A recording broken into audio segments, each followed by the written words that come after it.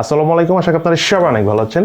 এই মুহূর্তে 10,000 টাকা প্রাইস রেঞ্জে সত্যিকার অর্থে যদি আপনি ভালো কোনো ফোন কিনতে চান তাহলে অটোমেটিক্যালি Symphony Z55 এবং Symphony Z45 এই দুটো ফোনের নাম কিন্তু চয়েস লিস্টে এসে যাবে। ঠিক তেমনি এই দুটো ফোনেরই সাকসেসর হিসাবে Symphony এবার নিয়ে আসলো Symphony Z55 মোবাইলটি। ইন্টারেস্টিং বিষয় হলো 52 মেগাপিক্সেল থাকা এই মোবাইলটার ক্যামেরা পারফরমেন্স আমাদেরকে একদম রীতিমতো অবাক করে দিয়েছে এবং সেই সাথে এই মোবাইলটি ডে টু ডে ইউজ করে এবং টুকটাক গেমিং করে আমাদের কাছে কেমন লেগেছে তার সব কিছু নিয়ে আজকের ভিডিওতে ইন ডিটেলসে আলোচনা করবো। সো চলুন তাহলে দেরি না করে শুরু করা যাক।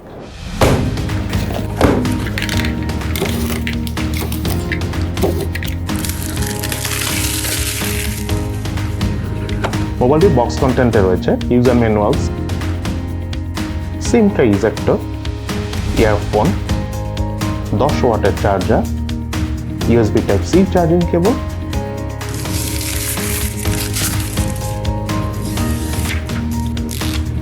এবং Symphony Z55 মোবাইলটি।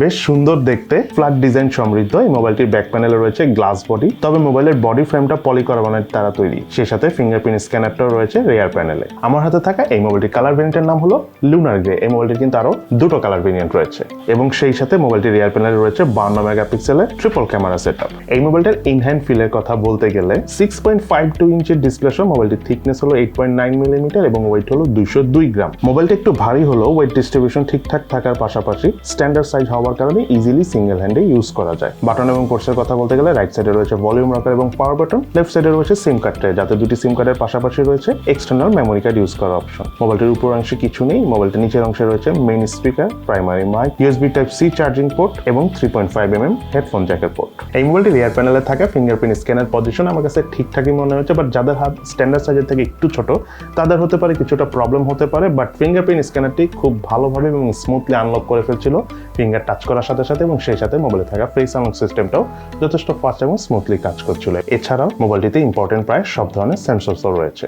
এই মোবাইলটির বটম ফেসে থাকা সিঙ্গেল মিনি স্পিকার পারফরমেন্সের কথা বলতে গেলে সাউন্ডের লাউডনেস আমাদের কাছে কিছুটা কম মনে হয়েছে। তার পাশাপাশি মোবাইলে 100% ভলিউম দিয়ে কোনো প্রকার মিউজিক বা সাউন্ড শোনার সময় আমরা বেশ ভালো পরিমাণে ডিস্টরশন পেয়েছি। তবে 70% ভলিউমে খুব একটা ডিস্টরশন পাইনি আমার স্পিকার থেকে। ওভারঅল প্রাইস বিবেচনায় এই মোবাইলটার স্পিকার পারফরমেন্স আমাদের কাছে ঠিকঠাকই লেগেছে। অপারেটিং সিস্টেম হিসেবে রয়েছে Android 12 ভার্সন। এই মোবাইলটিতে রয়েছিল 6.52 ইঞ্চি সাইজের IPS LCD প্যানেলের ডিসপ্লে, যার রেজুলেশন হলো 1600x720 pixel. Display pixel density হলো 269 ppi। ওভারঅল বেশ ভালো লেভেলের ব্রাইটনেস থাকার কারণে আমরা আউটডোরে বেশ কমফোর্টেবল ভাবে ইউজ করতে পেরেছি। তবে মোবাইলটিতে ছবি তোলার সময় আমরা লো ব্রাইটনেস জনিত প্রবলেমও ফেস করেছি। মোবাইলটির ডিসপ্লের পাশাপাশি ভেজেল এরিয়াটা আমাদের কাছে ঠিকঠাক লাগলো। চিন এরিয়াটা প্রাইস বিবেচনায় আমাদের কাছে স্লাইটলি মোটা মনে হয়েছে। ডিসপ্লে ঠিক উপরে সেন্টারে রয়েছে water drop selfie camera. Multitasking এর কথা বলতে গেলে 4GB RAM 64GB storage variant হওয়ার কারণে ওভারঅল বেশ ভালো লেভেলের মাল্টিটাস্কিং করতে পেরেছি। মোটামুটি আমরা অনেকগুলো অ্যাপ ব্যাকগ্রাউন্ডে রান করে ইজিলি সলভ করে ইউজ করতেও পেরেছি শান্তিতে। মোবাইলটিতে রয়েছে ওয়াইড ভেন L3 সাপোর্ট। এই মোবাইলটার রিয়ার প্যানেলে রয়েছিল ট্রিপল ক্যামেরা সেটআপ, যার মেইন ক্যামেরাটি হলো 1.8 অ্যাপারচারের 52 মেগাপিক্সেলের ক্যামেরা। দেন বাকি দুটি ক্যামেরা হলো 2 মেগাপিক্সেল করে ডেপথ সেন্সর ক্যামেরা এবং আরেকটা হলো AI লেন্স। মেইন ক্যামেরা দিয়ে ছবি তোলার সময় অবজেক্ট ফোকাসিং খুব ইজিলি করা যাচ্ছিল। সেই সাথে ছবির ডিটেলসও ওভারঅল বেশ ভালোভাবে ধরে রাখতে পারছিল। কালার টোনটা প্রাইস বিবেচনা ফোন হিসেবে ভালো করেই ধরে রাখতে পারছিল। ইভেন জুম করে তোলা ছবির কালার ডিটেলসও বেশ ভালোই আসছিল এই মোবাইল দিয়ে তোলা ছবিগুলো। সেই সাথে মোবাইলে থাকা পোর্ট্রেট মোডের ছবি তুলো বেশ কমফোর্টেবল লেগেছে, বিকজ অবজেক্ট খুব ইজিলি ফোকাস করার পাশাপাশি ডাইনামিক রেঞ্জও বেশ ভালোভাবে ধরে রাখতে পারছিল। এবং প্রাইস বিবেচনায় এই ফোনের এজ ডিটেকশন আমাদের কাছে যথেষ্ট ভালো মনে হয়েছে ছবি তোলার পর। মোবাইলটিতে হাইস্ট 1080p 30 ফ্রেম পার সেকেন্ডে ভিডিও শুট করা যায়, বাট কোনো প্রকার জাইরো EIS না থাকার কারণে ভিডিও থেকে আমরা বেশ ভালো পরিমাণ শেকি ফিল পেয়েছি। সেই সাথে মোবাইলটিতে আরো রয়েছে স্লো মোশনে ভিডিও শুট করার পাশাপাশি টাইম ল্যাপসের মাধ্যমে ভিডিও শুট করার সুবিধা। এই মোবাইলটার ফ্রন্ট ফেসে রয়েছিল 2 অ্যাপারচারের 8 মেগাপিক্সেলের সেলফি ক্যামেরা। সেলফি ক্যামেরা দিয়ে ছবি তোলার পর অনেক বেশি ভাইব্রেন্ট না লাগলেও ওভারঅল এন্ট্রি লেভেল বাজেট রেঞ্জের ফোন হিসাবে ভালো কালার প্রডিউস করতে পারছিল। সেই সাথে ডাইনামিক রেঞ্জ মোটামুটি কভার করছিল ভালোভাবেই। তার পাশাপাশি এজ ডিটেকশন আমি মনে করি যে এই প্রাইস রেঞ্জের ফোন হিসেবে ঠিকঠাকই আছে। তবে ডে লাইট কন্ডিশনে ওভারঅল এই মোবাইলটির সেলফি ক্যামেরার পারফরমেন্স খুবই ভালো ছিল। মোবাইলটিতে রয়েছে camera two API support, so আপনি চাইলে ইন ফিউচারে ম্যানুয়াল ক্যামেরা অর্থাৎ Gcam ইউজ করতে পারবেন। Symphony Z55 এই মোবাইলটিতে রয়েছে 5000 mAh ব্যাটারি এবং সাথে রয়েছে 10 ওয়াটের চার্জার। মোবাইলটি আমাদের 10 ওয়াটের চার্জার দিয়ে সম্পূর্ণ চার্জ করতে প্রায় 2.5 থেকে 3 ঘন্টার মতো সময় লেগেছে। তবে একবার চার্জ করার পর এই মোবাইলটির চার্জ ব্যাকআপ পেয়েছি আমরা অ্যারাউন্ড 1.5 দিনের মতো, এবং সেই সাথে মোবাইলটি হেভি ইউজ করে স্পেশালি গেমিং, তার পাশাপাশি লং টাইম ভিডিও ওয়াচ করে আমরা স্ক্রিন অন টাইম অর্থাৎ চার্জ ব্যাকআপ পেয়েছি 5 ঘন্টার মতো। এই মোবাইলটিতে রয়েছিল MediaTek Helio G55 প্রসেসর। এটি একটি অক্টাকোর প্রসেসর যার ট্রানজিস্টর সাইজ হলো 12 ন্যানোমিটার। সেই সাথে জিপি হিসেবে রয়েছিল পাওয়ার VR ZE8320। বাংলাদেশ মার্কেটে এই মোবাইলটি একটি ভেরিয়েন্ট এসেছে, সেটা হলো 4GB RAM 64GB স্টোরেজ, যার র্যামের টাইপ হলো LPDDR4X, স্টোরেজ টাইপ হলো eMMC 5.1, এবং এই মোবাইলটার অফিসিয়াল প্রাইস হলো 10,990 টাকা অর্থাৎ 11,000 টাকা।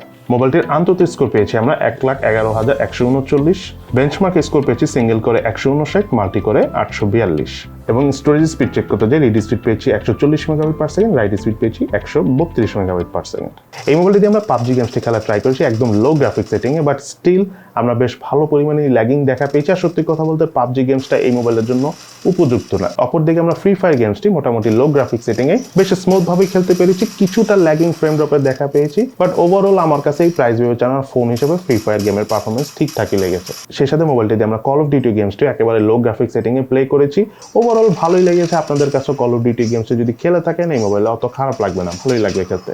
এর পাশাপাশি আমরা H1N গেমসটি মোবাইলটিতে প্লে করার ট্রাই করেছি। গেমিং পারফরমেন্স আমাদের কাছে খুবই ভালো লেগেছে। আমরা ভেবেছিলাম যে অনেক বেশি ল্যাগিং করবে, বাট খুব একটা ল্যাগিং করে না। যতটুকু ল্যাগিং করে এই প্রাইস বিবেচনা ফোন হিসাবে আমি মনে করি যে এটা ঠিকই আছে। এবং এই মোবাইলটার হিটিং এর কথা বলতে গেলে যদি আপনি লং টাইম গেম প্লে করেন তাহলে হিটিং হয়, এটা সব ফোনই হয়, বাট এই ফোনটাতে PUBG গেমসটাতে অনেক হিট হয় অ্যাজ ইউজুয়াল অন্যান্য ফোনের মতো। তার পাশাপাশি ফোনটাতে মোবাইল ডাটা দিয়ে যখন আপনি লং টাইম ভিডিও ওয়াচ করবেন, ইভেন আপনি যখন এমন কোনো এরিয়াতে থাকেন যেখানে নেটওয়ার্কটা দুর্বল, সেই জায়গায় যদি আপনি ইন্টারনেট ব্রাউজ করেন, স্পেশালি ভিডিও দেখেন, তখন এই ফোনটা হিট হয়। তবে কিছুক্ষণ সময় দিলে আবার ফোনটা আগের মতো ঠান্ডাও হয়ে যায়।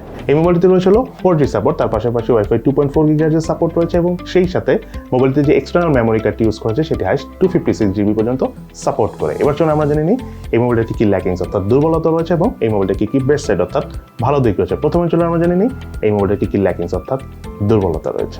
এই মোবাইলটার নাম্বার 1 ল্যাকিংস হলো এই মোবাইলটার ডিসপ্লেতে যে ব্রাইটনেসের ব্যাপারটা রয়েছে সেটা আপনার অটোমেটিকের থেকে ম্যানুয়ালি কন্ট্রোল করলে আপনি বেশি কমফর্ট ফিল করবেন, কারণ ব্রাইটনেসটা এমন হয় যে আপনি যখন কোনো আলোকিত এরিয়া থেকে অন্ধকার এরিয়াতে যাবেন তখন ব্রাইটনেসটা হয় অনেক বেশি কমে যাবে, আবার নাহলে অনেক বেশি বেড়ে যাবে। সো আপনাকে ম্যানুয়ালি একটু কন্ট্রোল করতে হবে, অটোমেটিক ব্রাইটনেসটা বেশি কম কন্ট্রোল হয় না, মানে উল্টাপাল্টা হয়ে যায়। সো এইটা আমার কাছে একটু ল্যাকিংস মনে হচ্ছে। দেন যেটা খুব বড় ল্যাকিংস মনে হচ্ছে সেটা হলো এই মোবাইলটা যেহেতু 5000 mAh ব্যাটারি, সো মিনিমাম 18 ওয়াটের চার্জার এই ফোনটা অবশ্যই ডিজার্ভ করে। দেন কথা বলবো এই মোবাইলটার প্রসেসর নিয়ে। MediaTek Helio G25 না দিয়ে MediaTek Helio G35 দিলে আমরা আরেকটু ভালো গেমিং পারফরমেন্সের পাশাপাশি প্রসেসিং পাওয়ারটা আরেকটু শক্তিশালীভাবে পেতাম, তখন এই মোবাইলের ক্যামেরা পারফরমেন্স আমরা আরও ভালো পেতাম। দেন সর্বশেষ কথা বলবো এই মোবাইলটার প্রাইস নিয়ে। যেহেতু এটা মেড ইন বাংলাদেশের ফোন, সো আমি মনে করি প্রাইসটা আরেকটু কম দেওয়া উচিত ছিল। আমি বলবো না অনেক কম, বাট স্লাইটলি যদি কমিয়ে দেওয়া যেত তাহলে এই ফোনটা 10,000 টাকা প্রাইস রেঞ্জে সবচেয়ে বেস্ট ডিল হতো। এই মোবাইলটার বেস্ট সাইডের কথা বলতে গেলে প্রথমে যে কথাটা বলবো সেটা হলো মোবাইলটার আউটলুক। ফ্ল্যাট ডিজাইনের পাশাপাশি রিয়ার প্যানেলে গ্লাসের ফিনিশিং রয়েছে, যে কারণে খুব ভালো একটা প্রিমিয়াম লেভেলের ফিল পাওয়া যাচ্ছিল 10-11 হাজার টাকার ফোন হিসাবে। এবং সেই সাথে সিম্ফনিকে থ্যাঙ্কস জানাচ্ছি, আমি এর আগেও থ্যাঙ্কস জানিয়েছি, সেটা হলো এখনও তারা মোবাইলের বক্সে ইয়ারফোন দিচ্ছে, এটার সাথেও দিয়েছে।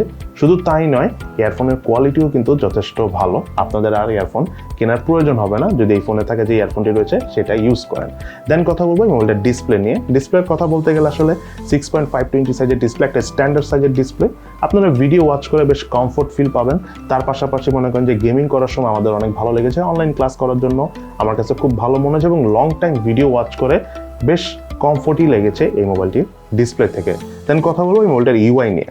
সত্যি কথা বলতে সিম্ফনি ইউআইতে বেশ ভালো পরিমাণে ইমপ্রুভ করেছে, আমি বলবো না অনেক, বাট বেশ মেজর লেভেলের ইমপ্রুভমেন্ট এনেছে। দ্যাটস ওয়াই যে বিষয়টা হয় যে এন্ট্রি লেভেল বাজেট রেঞ্জের মেজরিটি ফোনগুলোর মেইন প্রবলেমই কিন্তু থাকে ইউআই ইস্যুস, বাট এই ফোনটাতে ইউআইটা আমাদের কাছে অনেকই কমফোর্টেবল লেগেছে, এবং অনেক ধরনের মানুষ সচরাচর সিনিয়র সিটিজেন যারা থাকে তাদের জন্য সিম্ফনি ফোনগুলো ইউজ করে একটু ডিফিকাল্ট হয়ে থাকে, বাট এখন থেকে আমার মনে হচ্ছে যে সিনিয়র সিটিজেনের মানুষগুলোও সিম্ফনি ফোন ইউজ করতে পারবে। আই হোপ আপনারা বুঝে গিয়েছেন সিনিয়র সিটিজেনের মানুষ যদি এই ফোন ইউজ করতে পারে তার মানে ইউআইটা কতটুকু ইমপ্রুভ হয়েছে।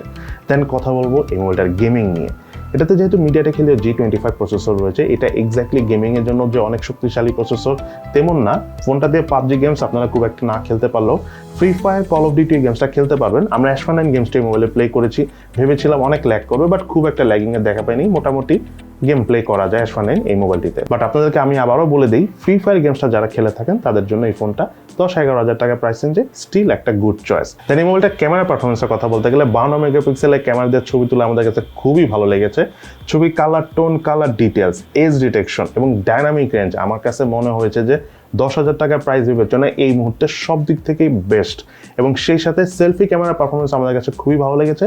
বাট সেলফি ক্যামেরা দিয়ে আপনারা আউটডোরে সানলাইট কন্ডিশনে বেশি ভালো ছবি তুলতে পারবেন। বাট আপনাদেরকে আমি আবারও বলে দিচ্ছি, এই মোবাইলটার ক্যামেরা পারফরমেন্স 10-11 টাকার ফোন হিসাবে আমাকে আসলেই অবাক করে দিয়েছে। দেন কথা বলবো এই মোবাইলটার ব্যাটারি পারফরমেন্স নিয়ে। ব্যাটারি ড্রেনিং ইস্যুস নেই, মানে আপনি ফোন ইউজ করবেন হঠাৎ করে অনেক ব্যাটারি চার্জ চলে যাবে, এই ধরনের কোনো প্রবলেম আমরা মোটামুটি লং টাইম ধরে ইউজ করতেছি, এই ইস্যুসগুলো আমরা ফেস করি নাই। এবং সর্বশেষ ফাইনাল ভার্ডিক্ট অর্থাৎ সব কথা শেষ কথা, এই মোবাইলটি কাদের জন্য কেনা উচিত হবে? যারা খুব একটা গেমিং করেন না বা টুকটাক ফ্রি ফায়ার টাইপ গেমস খেলে থাকেন এবং সেই সাথে একটা ক্যামেরা পারফরমেন্স চাচ্ছেন ফোন থেকে, তার পাশাপাশি লং টাইম ভিডিও দেখে থাকেন, অনলাইনে ক্লাস বা অনলাইনে মিটিং করে থাকেন, তাদের জন্য 10-11 টাকা প্রাইস রেঞ্জে এই ফোনটা একটা আদর্শ চয়েস। সো এই হলো আমাদের Symphony Z55 এই মোবাইলটির সম্পূর্ণ বিস্তারিত রিভিউ। আপনাদের কাছে এই মোবাইলটি কেমন লেগেছে সেটা কিন্তু অবশ্যই ভিডিওর নিচে কমেন্ট করে জানাবেন। সো সবাই ভালো থাকেন, সুস্থ থাকেন, ইনশাল্লাহ দেখা হবে ফিউচারে।